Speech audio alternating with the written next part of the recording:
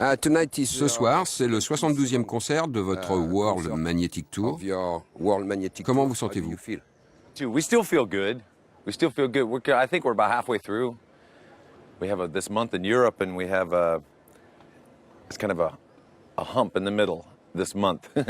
But we have our families out, and summer, and it's beautiful out, and everyone's feeling pretty good now. It's been a long, long winter for us. It's kind of a dream to be playing a venue like this and to be actually this far into the tour on this album.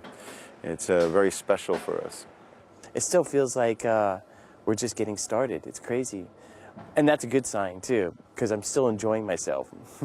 There's been tours where 3 months into it, I've not had a good time, but that's not the case here. I'm having a great time. Every day above ground is a good day, so I guess at 45 years of age and what, 29 years into your career, every show is a good show at this point. You know, they're all gravy, so I feel good. A little sore. Last couple days we've played hard in Belgium and in Germany, but you know, it's good. We've had a great year. Les titres de votre dernier album ont-ils pris une nouvelle dimension sur scène? Definitely. You know, when you're writing songs in the studio, when you're writing songs in your bedroom or wherever they happen to appear, you know, you bring them into the studio, you're writing a song. Sometimes I'm thinking about, you know, this will be a great part on stage to get the crowd going, but then if you try too hard to do that, it never works live. It never does. If you try to write the big rock stadium anthem, it always comes out sounding, it's too preconceived. So when you're writing in the studio, you're just writing the most powerful stuff you can. And when you come and you play live, then you figure out, okay, now I can actually sing and play this part and cheerlead at the same time. You know, some bands, they like to go into the studio and kind of have some half-worked out ideas and kind of put it together as they're going along. And then when they get on stage, the songs all of a sudden become complete.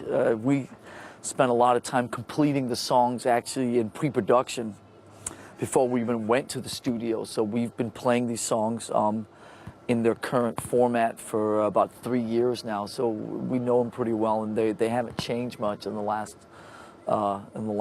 year or so.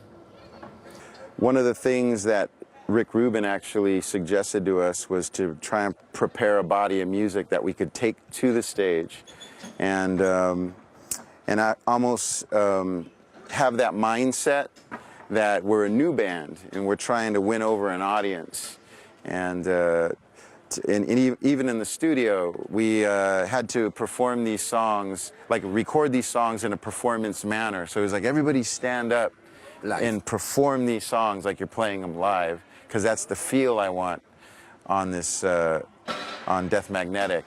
So even when I was cutting my bass tracks, if I was alone, I was standing up, headbanging in the studio. So everything about Death Magnetic, to me, is live. The new songs that we've been playing on stage have a tendency to just kind of like morph over time and mutate into something else. And a lot of that has to do with us thinking, oh, you know, this part's not so good. Let's play it 2 times instead of 4 times. Or, you know, let's just leave that part out because it's unnecessary. Now, that really hasn't happened with the new material, which, again, is a good sign, because that means that they're well written and they fit our temperament as a band more. And of course, I'm always changing around the guitar solos. I can't help but change the guitar solos. That's just the way I am. I like to throw in improvisations here and there, and you know, it just kind of works for me. It keeps it really, you know, edgy and in the moment. Les super critiques de Death Magnetic, votre dernier album, vous ont-elles mis encore plus en confiance? One of the things about Metallica is we always pretty much, we do what we want to do, you know? So we're not too concerned about, you know, what the critics are saying about the music. Now, in the positive sense, since we did get such a positive response, it certainly helps and makes us feel better that Death Magnetic had a pretty solid critical acclaim going for it. But we also believed in the songs very much, and again, it helps us and motivates us to perform these songs. Yeah. We had gone through a lot of the rough times on Saint Anger, and we had posted up little newspaper articles saying, Metallica, it's over, and things that were all negative, things, and we kept looking at those every day going, ha ha, let's prove them wrong, It was good fuel for us, and we usually work that way, but also taking the positive energy from the people saying, Death Magnetic, man, it reminds me of your earlier stuff. It's alive. It's got this youthful energy, and it feels like you guys are hungry. And that's really what we were feeling, So it worked. It worked in the studio. And then when you come out and play them live, these songs really fit in well with the early stuff. Il y a aussi la réaction du public. Oh, absolutely.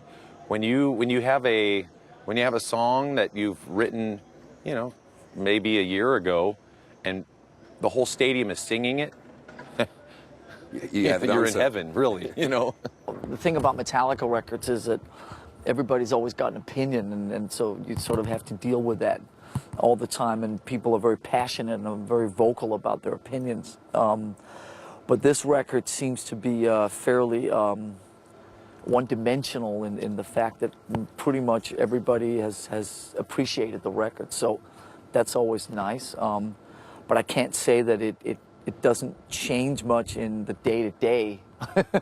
I still, sort of go about my business in the same way, doing my things on a daily basis. Chaque soir, votre setlist est différente. Combien de titres faites-vous tourner? You can ask Lars that question. He will know. He will just go pop, and they will have the answer. All right. Since we started in Europe, I think we're 65 maybe. So since we started in America in October, we're probably about 70. Since we started in Poland in May, we're probably about 75. I don't know, it's somewhere around there. But it's good, it's fun, it keeps us alive. It's kind of fun to do the set list different every night, and it kind of makes it, I think it makes it a little more tolerable on a day-to-day basis too, because you always have to keep on your toes, you can't just fall into a kind of an autopilot thing, Rob, sur scène, vous allez souvent vers Lars. Vous avez trouvé une complicité entre vous deux? Absolutely. When we're playing live, I feel connected to him, It's almost like there's a lot of eye contact. There's a certain dynamic that goes into this music, and at least for me, as a bass player, I feel it's important to connect with him at certain moments. And also on some of these stages, they're so massive that you've got to maintain a certain eye contact, or at least a visual contact with where he's playing and his accents. The other thing is Lars, at times, he flows in certain ways and directions, and it's almost like an improvisational flow.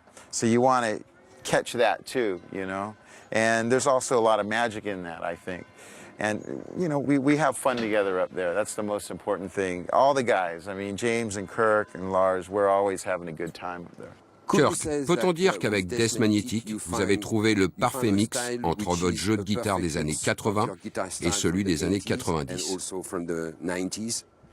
La bonne balance. Yeah, I would say that it's a really good, really great hybrid of styles, starting from Kill 'Em all the way to, where we're at right now. It seems that we don't have any problems coming up with material like this. This album had a flow to it when we were making it that that had not been there for a while. And when I mean flow, it's just like, the ease of writing it, ease of recording it, ease of just like, creating musical parts for it. And in my opinion, this album's great, but I'm already thinking of how much better the next album is going to be. And so that's where my thoughts are kind of going these days. Now that we've got Death Magnetic done and finished and ready to digest on a mass level, I'm looking forward to the future and trying to conceptualize what the next album will be like. Sur les forums en France, il y a un débat sur la pochette. Beaucoup pensent que le cercueil fait penser au sexe d'une femme. Yeah, so do I. Any comments? Des commentaires? Sure. I mean, I know the first thing that I thought when I saw it was it resembled, a woman's sex. But I think, again, there's a certain mystique in that, and that's also one of the very special things about this band is there's a lot of mystique, and you never quite know what Metallica's thinking and where Metallica's coming from. I think that the album cover is wonderful. I think there's a simplicity to it, but there's also a certain spirituality to it. Death Magnetic to me is just abundant with messages and there's a lot of secrecy in there, but you can take it many different ways. The artist had about, I think, 6 to 8 different ideas. And, we had come up with Death Magnetic. That sounds interesting. What is it? We don't know, but here's my idea of 8 ideas of it. And that one captured me right away. And maybe it is because of that, but yes, the coffin with the magnet around it. I think everyone, when they first saw it, was going, hey, that looks like, I'm not going to say it, you say it. No. And everyone was thinking that. But it's birth and death at the same time, you know. The great thing about art, as you know, is that people are free to interpret any of these things the way they want. If somebody thinks it looks like a pussy, I'm not gonna say that it's not. So I'll go along with anything. I'm easy. Ce qui veut dire que c'est une bonne pochette parce que les gens en parlent. Yeah, well, I mean, the main thing is you always want to try and get something that gets opinions out of people. So a lot of times with these things, you kind of start in one place and then you kind of have your own ideas and your own thoughts about the stuff, and then you let it go to people, and then all of a sudden people pick up on a different angle of something that you never saw coming, and it's open to interpretation. So I think it's a great sleeve. It's very iconic. It's won a Grammy. It's won many, many awards. My good friend designed it. I think it's brilliant. So a coffin, a pussy, well, anything in between, life, death, coming and going, that's all fine. 2009 est une année incroyable pour vous. Le 4 avril dernier, vous avez été intronisé au Rock and Roll Hall of Fame. Quel souvenir en gardez-vous? The Rock and Roll Hall of Fame didn't mean much to me before that. It was just one of those things that's for old people. Or it's just a bunch of, old men in New York voting for their favorite band to put into some, museum. But when we went and we played for Black Sabbath and inducted them into the Hall of Fame. Then it became more. It became something a lot more special. And to see the emotion and the things that go on there. So for us, we got to play before being inducted, so we knew that it was important. I'd say some of the best parts of that evening were the party before. We had invited everyone we knew from the old days, from our first drum roadie to the head of our record company now, and everyone in between. We had group photos of all the bass players. We had group photos of all the producers, and it was like a high school or a college reunion, you know, because Metallica was our college. Yeah, 25 We years. went Yeah. from high school to boom, the road. So seeing all these people together and getting along and having a great time and celebrating what great things we've accomplished together. And I would say the other highlight, having my family at the table, hearing Flea say such beautiful words about us, Yeah. and very emotional, very emotional. Seeing Cliff's father up there, you know, jamming again with Jason was fun. Yeah. I wish Dave would have been there. That would have been probably that was the only piece missing, I'd say. It was very, very cool to just know that people that were there for us and supporting us, you know, this whole time, and it was also great hanging out with Jimmy Page, Jeff Beck, Ron Wood, Joe Perry, all those guys. As a guitar player, I felt like I was in heaven, guitar playing heaven, and you know, just to be able to like hang out and play with those guys was just amazing. I mean, that was like my high school fantasy. So we had a couple of days of seeing a lot of people that we hadn't seen for a very long time. That was very cool. And seeing some faces that I hadn't seen for about 15, 20 years. That was great. And obviously, Flea's speech was very special, and the speeches of everybody else, and just the energy and playing in the room with, you know, being up there and playing and looking down and seeing, you know, Jimmy Page and all. It was the whole thing was pretty cool. The whole thing was very cool. I remember being so happy for Lars, James, and Kirk, and Cliff, and Jason, and obviously for myself. I think being a band that's still viable and that people still care about, and it seems like the future's stronger than ever, is very special. But to be recognized for not just the past, but the present, and also, again, the future is, I think, the most special quality of being inducted to the Rock and Roll Hall of Fame. 25 ans de tournée incessante, une ligne de conduite intransigeante. Est-ce pour vous une reconnaissance de votre véritable valeur? Our true value? Yeah. I don't know. I find myself thinking about stuff like that less and less. I don't know what our true value is. I think that probably, you know, everybody's got a different opinion about that. I'm not so good with that stuff. I don't know. I think the greatest achievement is still being here, and you know, playing in this wonderful place and having like 9 cameras on me, and there's about 12 people sitting here looking at me. The fact that you're interested in what I have to say and that people still give a shit, that's probably the greatest achievement 29 years later. I don't look at the world particularly black and white. I see mostly grays everywhere I look, and so I don't know about all those type of definitions. I think we still have something fairly relevant to say, and I think that there's a lot of people that still get off on what we do. We certainly get off on what we do, and so to answer your question specifically about whether we've achieved our true value, as soon as I figure out what our true value is, then I can answer the question better. Il y a aussi le jeu Guitar Hero spécial Metallica, qui vient de sortir, un autre événement. Pourquoi avoir accepté de faire ce jeu?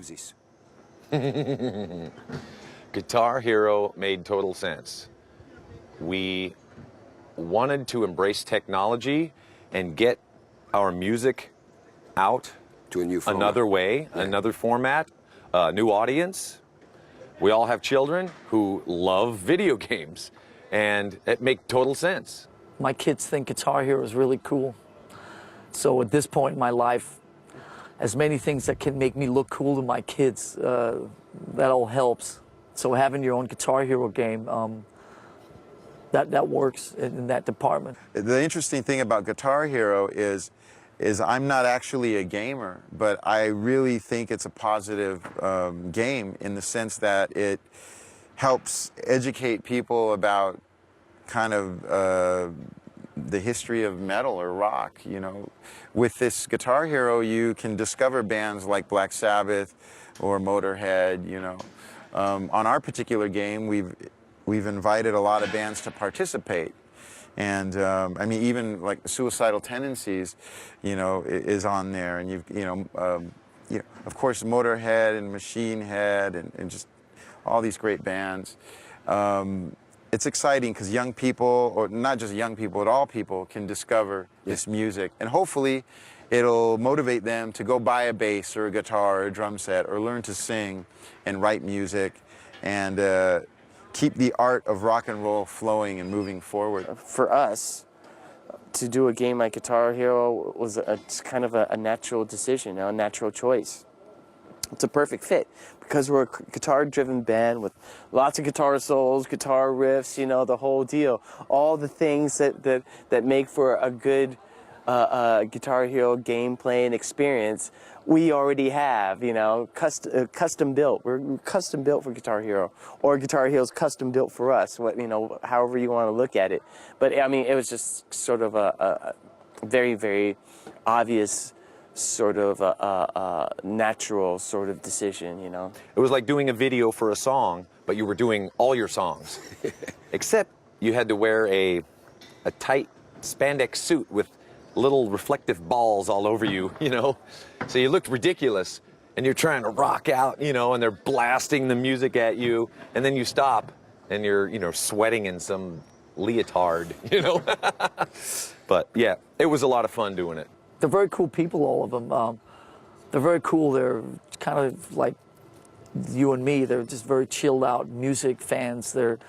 It's not a lot of suits or corporate entities or, you know, whatever.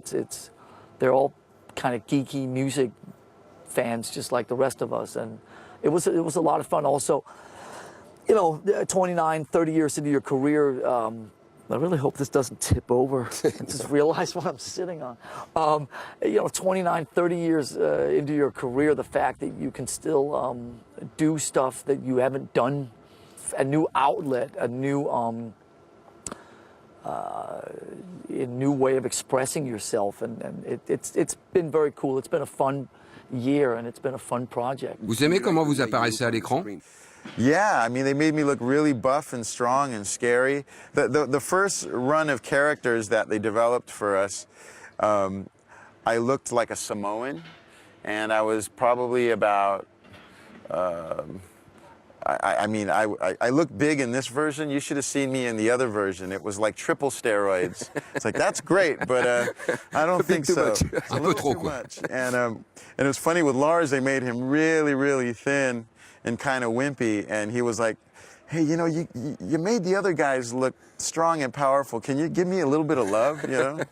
Show me something here. You can kind of make yourself into how you really think you look, or how you should look, instead of how you really look, you know. So 20% more hair, 20% more muscles, one chin less. That's a great opportunity, and it's one you don't get very often. Avez-vous essayé? I've tried it. I suck. It's terrible. I'm horrible at the guitar. I can play the drums pretty good on it, but the guitar, it's too stiff, and I'm not that way. You know? I'm better on the bass or the guitar. The drums, it's not so easy because, you know, I sort of, you know, I figured out, it took a couple of years, but I figured out that you actually, you know, when you play music with your ears. When you play video game, when you play Guitar Hero, you actually play it with your eyes. And so it took me, I couldn't understand why I wasn't very good at the drums, but I finally realized that when I play the drums on Guitar Hero, I still play with my ears, but when I play guitar, bass, I play with my eyes. And it actually makes it easier for me that way. Parlons maintenant de votre rapport avec la France. Vous rappelez-vous de votre premier concert sur notre territoire? That was in Espace Ballade in 1983, opening for Venom, February 1983. Yeah, Le 8. Huh? The 8th. February 8th. I was just going to say that, but you cut me off. Opening for Venom at Espace Ballade, the big tent outside of Paris, yes. And I could not believe that we were playing in a tent with all those people in front of the stage going crazy. And I was thinking, oh my God, they're going to knock the tent down. And then it's going to be real chaos. We were pretty fresh back then. We had just recorded Kill 'Em All, and I think it was our first time over in Europe. Yeah. And we had done a few shows on the East Coast. I think we had done some shows and making some money to go over to Europe. So yeah, our first times over in Europe. My very first concert in Yes. France might have been at the Élysée, I think, and it would have been with Suicidal Tendencies. Yes. And maybe it was opening for Anthrax. Actually, I think it might have been at the Zenith. Au Zénith. Yeah, with Anthrax. Maybe in '89. See, I'm doing all right for an old guy. I can remember.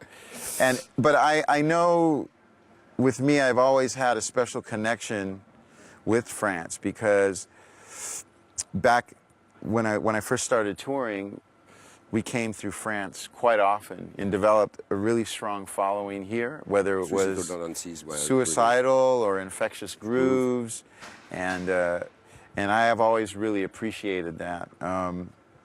And now with Metallica, you know, having such a special show here and such a special, beautiful venue, a powerful venue, is, you know, just another extension of what happens for me here in this country. I mean, my wife, Chloe, is from Paris, and you know, I'm here, regardless of touring, I'm in France at least 2 to 3 times a year anyway, so it's great, and I love surfing Biarritz too. So. Vous avez repris une chanson d'un groupe français.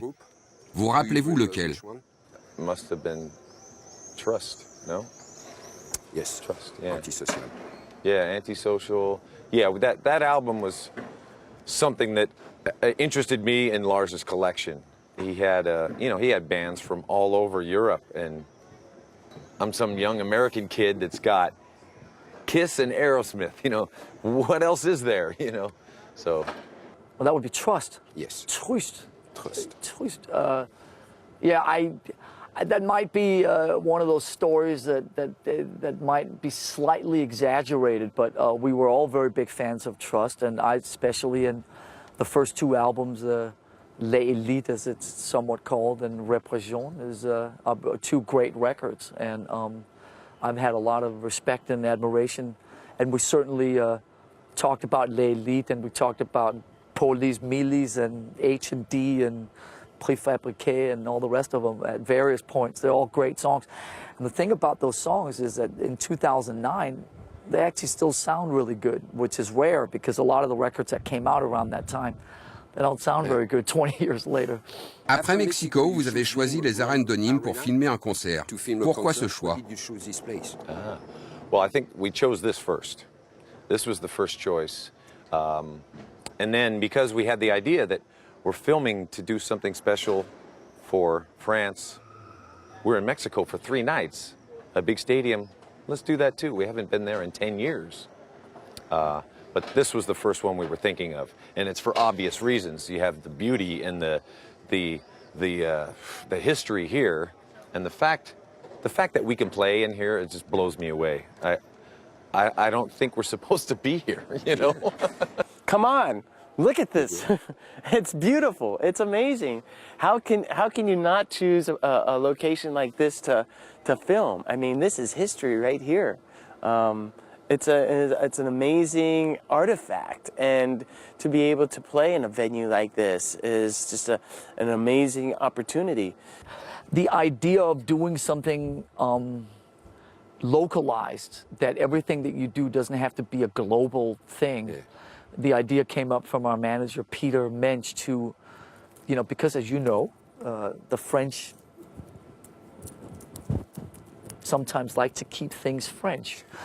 That was a nice way of saying it, right? Yes. And so, you know, we thought we would play along with that a little bit. And so here we are in France, and we're making a DVD just for France. And, you know, we have, you know, French directors and producers, and you know, I'm even we're working on James singing all the songs in French tomorrow, so we'll see how that goes. Après 25 ans de carrière, avez-vous l'impression d'être toujours des gladiateurs rentrant dans l'arène, et spécialement ce soir?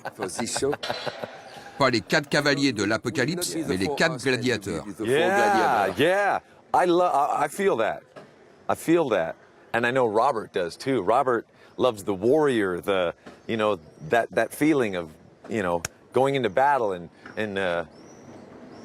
preparing yourself for that, but preparing to go to the death, you know, all the way. And we try to give 110% every night. We do our best. And, you know, this is very fitting. We are warriors coming in to the arena to battle. I know they didn't have animals in here, but there will be a few thousand Metallica animals out there we're going to battle with, I think. James and I were walking down that main entrance to go on the stage, and we both commented on how we felt like modern day gladiators, and you know, this was the walk into Pas les 4 cavaliers de l'Apocalypse, mais les 4 gladiateurs. Yeah, so tonight and tomorrow it'll be the 4 gladiators, absolutely.